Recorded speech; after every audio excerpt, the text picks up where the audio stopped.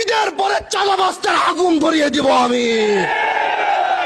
একজন চাঁদাবাজ এই শিবচরের মাটিতে থাকতে পারবে না। বাস স্ট্যান্ডে নিজে গিয়েছি, বারবার সময় দিচ্ছি, সুযোগ দিচ্ছি। আমি সময় আর সুযোগ দেওয়ার কারণ হচ্ছে, আলহামদুলিল্লাহ নির্বাচিত হওয়ার পর এদেশের 50% মাদক ব্যবসায়ী আর চাঁদাবাজি কমে গেছে।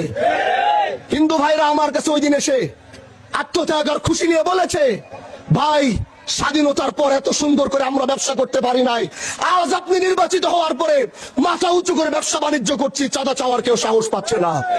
মাননীয় প্রধানমন্ত্রী জনাব তারেক রহমান সাহেবকে আমি বলবো, এই কথা আজকে আমি গ্রামে বলছি, আগামী কালকে পার্লামেন্টে দাঁড়িয়ে বলবো, আপনার নেতৃবৃন্দকে সামলান, এরা বিএনপির মান সম্মান ইজ্জত সব ডুবিয়ে দিবে।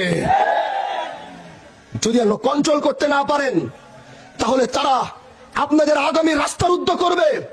যেই সুন্দর বাংলাদেশ করার স্বপ্ন নিয়ে আপনারা নেমেছেন, এরা বাংলাদেশের সেই স্বপ্ন আপনাদেরকে পূরণ করতে না দিয়ে জাতির সামনে আপনাদেরকে ভুল প্রমাণ করবে।